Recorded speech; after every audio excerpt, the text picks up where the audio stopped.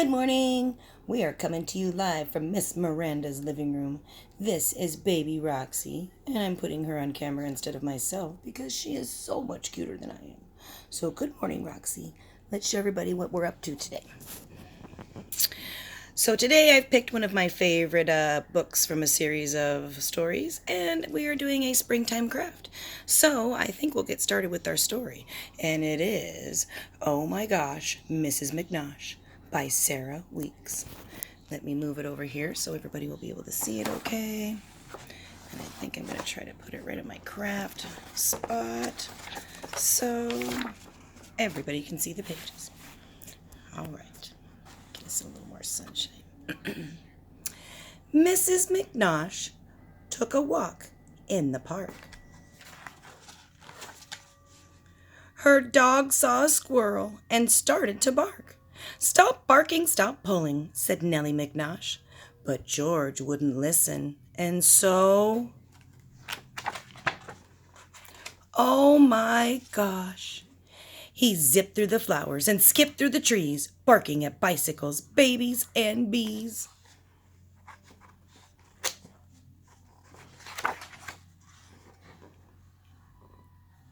He dove and he wove right past Mrs. McNosh. "I'll catch you," cried Nellie.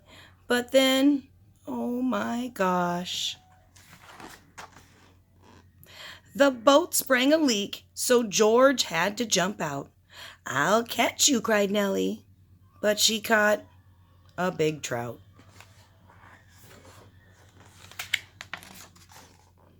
He crashed through a wedding. He trashed the buffet. "I'll catch you," cried Nellie. But she caught the bouquet.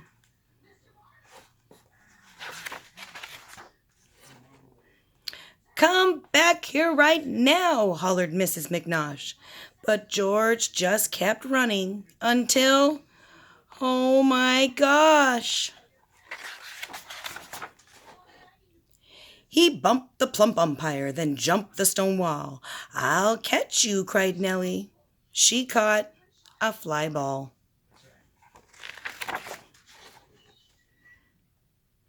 He danced and he pranced, then he shook and he rolled. "I'll catch you," cried Nellie. She caught a bad cold.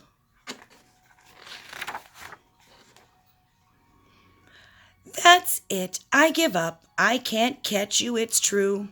I know when I'm licked. I've been licked, George, by you." So Nellie walked back to her house all alone, and there on the porch she saw George's old bone. "I wish he'd come back," sniffled Mrs. McNosh. Then she opened the door and cried,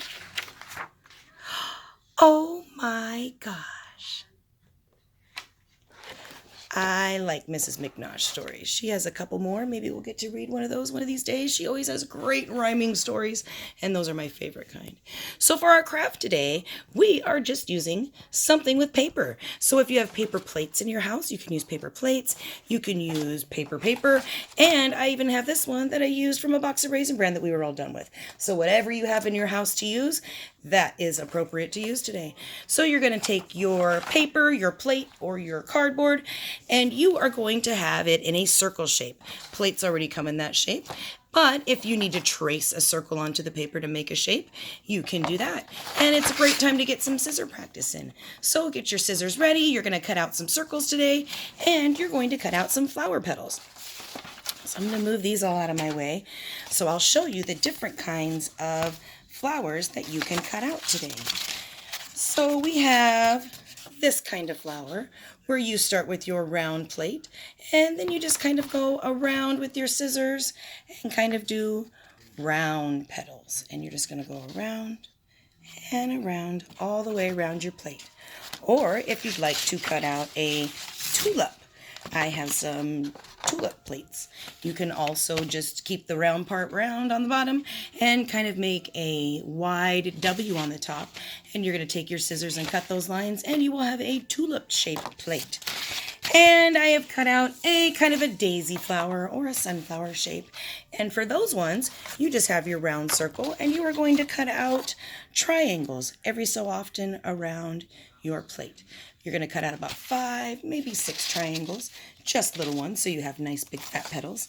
Now, for our decorating today, I don't have a lot of my school supplies here at my house, so I kind of used some things that were around my kitchen and things that I just had here.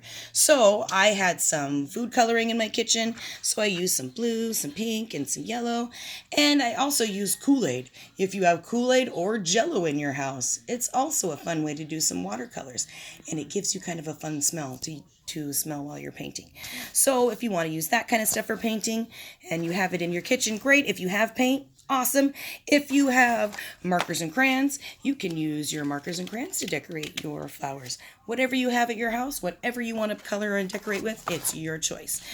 Also, some of us don't have paintbrushes at our house. I found one kind of raggedy paintbrush at my house. It wasn't in too great a shape.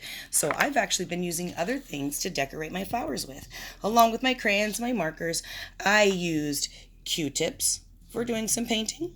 You can even see if mom or an older sister has an old makeup brush. Makes a great paintbrush.